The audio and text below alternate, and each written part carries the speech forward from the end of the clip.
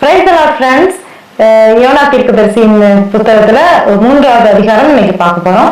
3வது அதிகாரத்துல வசனங்கள் 1 முதல் 4 வரை. யோனா 3வது அதிகாரம் வசனங்கள் 1 முதல் 4 வரை.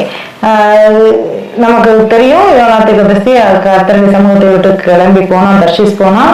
அங்க கடல்ல சீட்டை பிடிச்சு அவனை தண்ணிக்குள்ள தூக்கி போட்டாங்க, சமுத்திரத்துல தூக்கி போட்டாங்க. அங்க ஒரு மீன் 3 நாள் வயிற்றுக்குள்ள வச்சிருந்துட்டு அவனை அங்க அவர் விண்ணப்பம் பண்ணி ஜெபம் பண்ணவன கரையில தூக்கி போட்டுருச்சு. அடுத்து என்ன செய்யறாங்க, திரும்ப இந்த 3வது அதிகாரம் முதல்ல தேவனுடைய வசனம், தேவனுடைய வார்த்தை இவனுக்கு யோனாவுக்கு திரும்ப வருது. அவன் சொல்றாரு, எனக்கு நீ இன்னைக்கு தீவிரமா கிளம்பி போயிட்டு எங்க நினிவே நகரத்துக்கு எதிராக அவங்க கிட்ட நான் அவங்க மேல கோபமா இருக்கேன், நினிவே நகரத்துக்கு எதிராக சாபம் விடணும், நான் சொல்றதெல்லாம் சொன்ன மாதிரி நீ சொல்லணும் அப்படின்னு சொல்றாரு.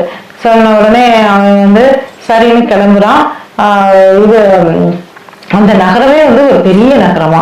அந்த நகரத்தை சுத்தி வர்றதுக்கே ஒரு 3 days ஆகுமா, அவ்வளவு பெரிய நகரம் அப்படின்னு பைபிள்ல குறிக்கப்பட்டிருக்கு. அந்த நகரத்துக்கு போறான்.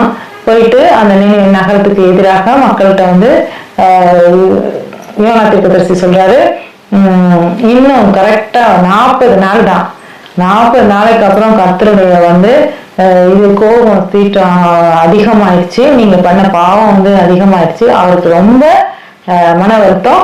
அதனால இன்னும் 40 நாள்ல இந்த நினிவே நகரம் முழுவதுமாக அழிக்கப்படும், நீங்க எல்லாம் அவ்வளவுதான் அப்படின்ற மாதிரி கர்த்தர் சொன்னாரு. அதை அவன் சொல்லிடுறான். அடுத்து என்ன நடக்குதுன்னு நாளைக்கு பார்ப்போம். அல்லேலூயா.